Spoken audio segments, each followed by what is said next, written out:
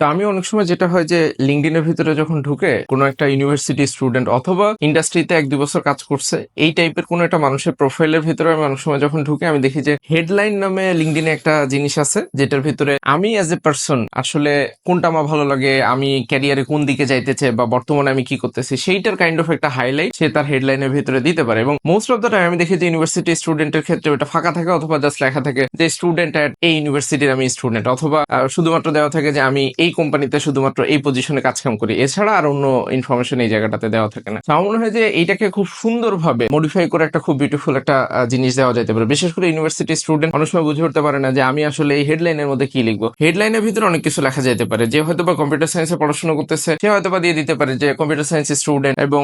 তার পাশে হয়তো বা হাইপেন দিয়ে বা কোনো একটা হেডলাইন বা কোনো কিছু একটা দিয়ে সে হয়তো বা ওখানে লিখে দিল যে আমি